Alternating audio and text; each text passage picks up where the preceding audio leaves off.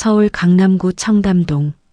초고층 타워 펜트하우스가 즐비한 이 동네에서도 단연 눈에 띄는 저택이 하나 있었습니다. 대문 앞에 서면 경비원이 신원을 확인하고 정원엔 전문 조경사가 매일 나와 손질을 했죠. 이 집의 안주인 35살 한지은 씨는 명품 브랜드 VIP 고객이었습니다. 그녀의 남편 최민재 씨는 코스닥 상장사 대표였고 두 사람의 결혼은 재벌가 3세와 엘리트 사업가의 만남으로 화제가 됐었죠. 하지만 이 화려한 집안에는 한 가지 골칫거리가 있었습니다. 바로 최민재의 어머니 72살 박순자 씨였어요. 어느 토요일 오전 넓은 거실에서 한지은이 친구들과 티타임을 즐기고 있었습니다. 명품 가방 신상품 이야기, 해외여행 계획, 자녀 교육 정보가 오가는 우아한 시간이었죠. 그때였습니다. 현관문이 열리며 낡은 점퍼를 입은 박순자가 들어왔어요. 손에는 마트 비닐봉지가 가득했고 운동화는 흙이 묻어 있었습니다. 어머님, 또 어디 다녀오세요? 한지은의 목소리는 차가웠어요. 응, 복지관에서 급식 봉사하고 왔다. 오늘 어르신들이 많이 오셔서 바빴어. 친구들이 수군거리는 소리가 들렸습니다. 재벌집 시어머니가 봉사활동을? 좀 이상하지 않아? 한지은의 얼굴이 붉어졌어요. 창피함과 분노가 뒤섞인 표정이었죠. 어머님, 손님들 계신데 그 차림으로 어떻게 들어오세요? 방으로 좀 들어가 계세요. 박순자는 아무 말 없이 고개를 끄덕이고는 자신의 방으로 향했습니다. 구부정한 뒷모습이 쓸쓸해 보였어요. 친구들이 떠난 후 한지은은 남편 최민재를 불렀습니다. 여보, 도대체 어머님을 언제까지 이렇게 둘 거예요? 우리 체면이 말이 아니에요. 최민재는 피곤한 표정으로 답했어요. 그냥 내버려둬. 어머니는 원래 저러셔. 평생 검소하게 사신 분이야. 검소한 게 아니라 이상한 거예요. 재벌집 시어머니가 무료급식소에서 설거지나 하고 다니다니. 친구들한테 뭐라고 설명해요? 한지은의 불만은 날이 갈수록 커졌습니다. 박순자는 명품 하나 없이 오래된 옷만 입고 다녔어요. 고급 레스토랑 대신 동네 국밥집을 좋아했죠. 무엇보다 이해할 수 없는 건 매주 복지관과 무료급식소에서 봉사하는 일이었습니다. 며느리 입장에선 수치스러웠어요. 시어머니가 그런 곳을 드나드는 걸 주변 사람들이 알게 될까봐 노심초사했죠. 어느 날 저녁 한지은은 남편에게 제안했습니다. 여보, 어머님을 좀 설득해봐요. 봉사활동 그만하시라고. 우리 체면도 있고 무엇보다 어머님 건강도 안 좋으신데. 최민재는 난처한 표정을 지었어요. 엄마한테 말해봤어. 근데 안 들으셔. 평생 하던 일이라고 그만둘 수 없대. 그럼 우리가 계속 이렇게 살아요? 친구들이 수군거리는 거 몰라요? 재벌집 시어머니가 왜 저러냐고. 한지은의 목소리가 높아졌습니다. 그날 밤 박순자의 방문 앞에서 며느리와 시어머니의 대화가 오갔어요. 어머님, 제 말 좀 들어주세요. 봉사활동은 이제 그만하시는 게 어때요? 저희가 어머님 용돈도 넉넉히 드릴게요. 그러니 제발 밖에 나다니지 마세요. 박순자는 잠시 침묵하다가 조용히 답했습니다. 지은아, 나는 내가 좋아서 하는 일이야. 돈 때문이 아니라 사람들을 만나는 게 좋아서. 하지만 저희 체면은요? 저희가 어머님한테 잘못하는 것도 아닌데 왜 이렇게 우릴 난처하게 만드세요? 한지은의 목소리에 짜증이 묻어났어요. 박순자는 더 이상 대답하지 않았습니다. 문 너머로 깊은 한숨소리만 들렸죠. 그 후로 며칠간 집안 분위기는 얼어붙었습니다. 한지은은 시어머니와 마주치는 걸 피했고 최민재는 중간에서 눈치만 보았어요. 그러던 어느 수요일 아침 박순자가 평소처럼 외출 준비를 하고 있었습니다. 어디 가세요? 한지은이 차갑게 물었어요. 복지관. 오늘 김장 담그는 날이라 일손이 필요해. 한지은은 참았던 말을 쏟아냈습니다. 어머님, 솔직히 말씀드릴게요. 전 어머님이 그런데 다니시는 거 정말 싫어요. 우리 친구들이 뭐라고 하는지 아세요? 돈 없어서 저런하라고 해요. 재벌집 시어머니가 무료급식소에서 일하는 게 남들 눈에 어떻게 보이겠어요? 박순자는 며느리를 조용히 바라보았어요. 그 눈빛엔 슬픔보다는 깊은 실망이 담겨 있었습니다. 지은아, 내가 부끄러워하는 그 사람들이 누군지 아니? 네. 그들은 세상에서 가장 가난하지만 가장 따뜻한 사람들이야. 너는 겉모습만 보지만 나는 그들의 진심을 봐. 어머님은 이해 못하세요. 제가 얼마나 힘든지, 친구들 앞에서 얼마나 창피한지. 박순자는 가방을 들고 현관으로 향했어요. 지은아, 언젠가 내가 알게 될 거야. 진짜 부끄러운 게 뭔지. 그 말을 남기고 박순자는 집을 나섰습니다. 한지은은 거실에 홀로 남아 불쾌한 기분을 사귀고 있었어요. 그때 현관에서 전화벨 소리가 들렸습니다. 시어머니가 두고 간 휴대폰이었죠. 한지은은 잠시 망설이다가 전화를 받았습니다. 여보세요? 박순자 여사님 되십니까? 네, 본인은 아니고 며느리인데요. 저는 김앤파트너스 법률사무소 김철수 변호사입니다. 중요한 서류 건으로 연락드렸는데 여사님께서 직접 사무실로 방문해 주셔야 할 것 같습니다. 무슨 서류요? 유언장 및 재산 분할 관련 서류입니다. 내일 오전 10시에 방문 가능하신지요? 한지은의 눈빛이 변했어요. 유언장이요? 재산이요? 네, 박순자 여사님 명의의 재산 정리건입니다. 알겠습니다. 제가 함께 가겠습니다. 전화를 끊은 한지은은 묘한 기대감에 사로잡혔습니다. 시어머니가 숨겨둔 재산이 있나?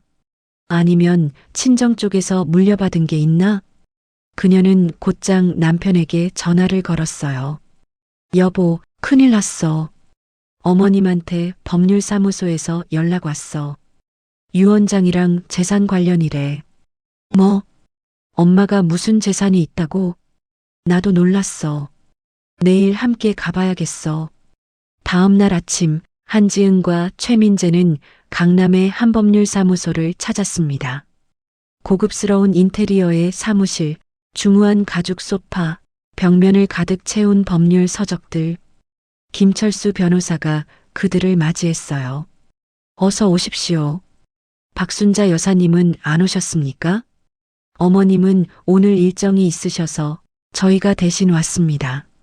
아, 그러시군요. 그럼 가족분들이시니 말씀드리겠습니다. 변호사는 두꺼운 서류철을 꺼냈어요. 박순자 여사님께서 재산 정리를 의뢰하셨습니다. 최민재와 한지은은 긴장한 표정으로 서류를 바라보았습니다. 어머니가 대체 얼마나 가지고 계신 거지? 몇 천만 원? 아니면 억대? 변호사가 첫 페이지를 펼쳤어요. 먼저 서울 강남구 청담동 소재 건물 3개동. 네. 건물이요? 네. 현재 시가 약 450억 원 상당입니다. 한지은의 입이 떡 벌어졌어요. 450억? 변호사는 계속해서 서류를 넘겼습니다. 제주도 토지 5만 평, 시가 약 80억 원. 삼성전자 주식 3만 주, 시가 약 25억 원. 국채 및 예금 약 120억 원. 최민재는 의자에서 미끄러질 뻔했어요. 잠깐만요, 변호사님. 우리 어머니 말씀하시는 거 맞습니까? 박순자, 72살. 네, 맞습니다. 주민등록번호 확인해 드릴까요? 한지은은 머리가 하얘졌습니다. 도대체 어떻게? 변호사는 미소를 지었어요. 박순자 여사님은 40년 전 부동산 투자로 시작하셔서 대한민국 상위 0.1% 자산가십니다.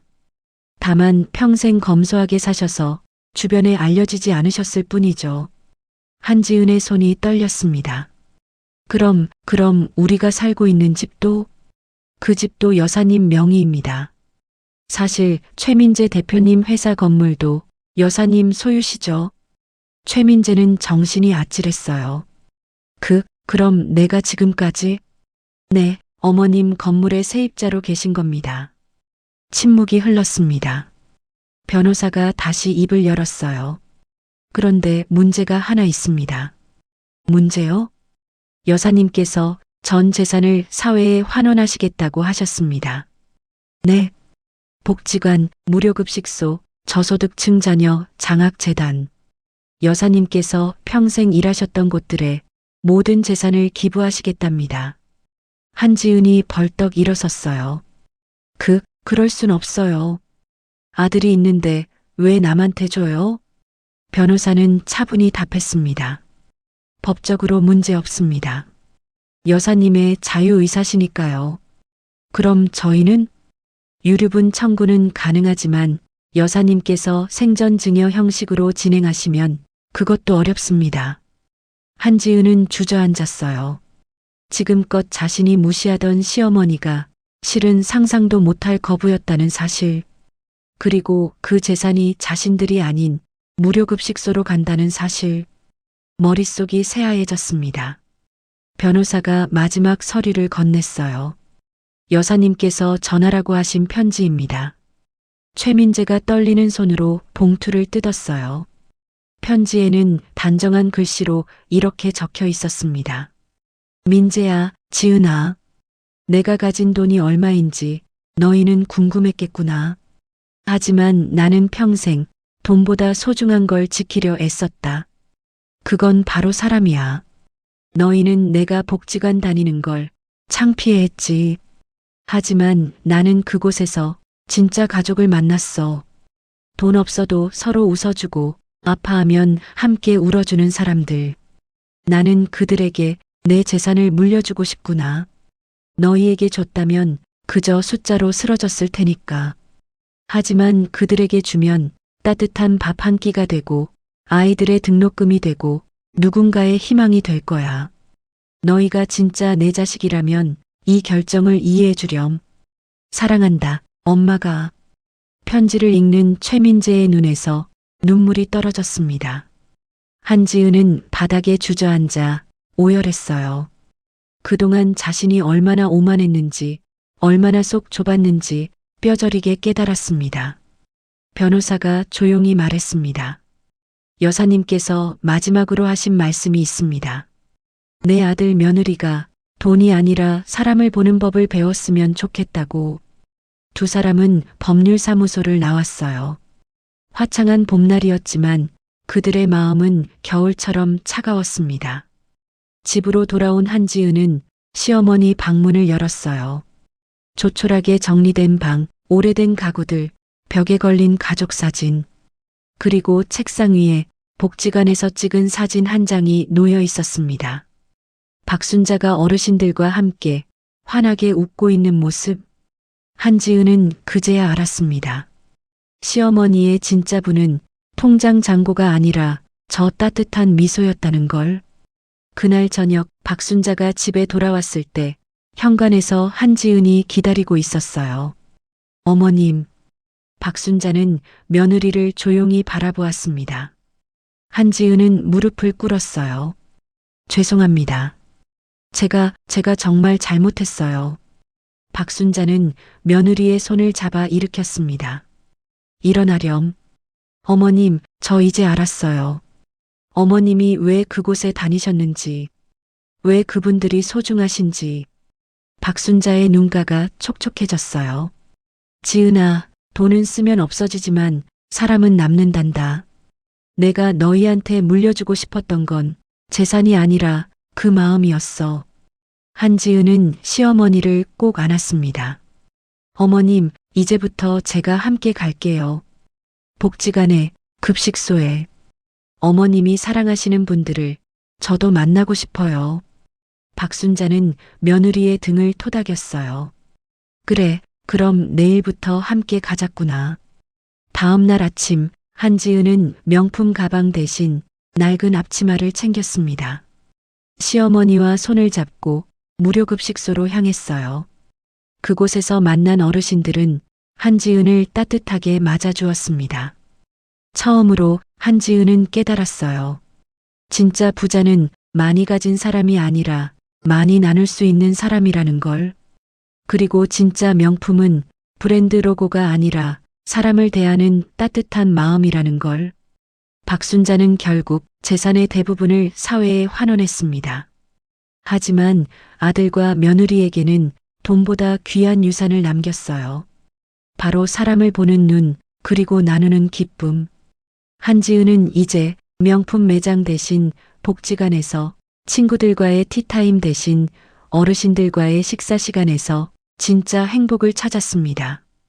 그리고 그 옆엔 항상 박순자가 함께였죠. 돈으로 살 수 없는 것들, 그것이 진짜 유산이라는 걸 한지은은 이제 압니다. 여러분, 지금 여러분 곁에 있는 분들을 한번 돌아보세요. 혹시 겉모습만 보고 그분의 진심을 놓치고 있진 않나요? 진짜 귀한 건 눈에 보이지 않는 곳에 있습니다. 오늘 하루도 따뜻한 마음으로 시작하시길 바랍니다. 여기까지 이야기 들어주셔서 감사합니다.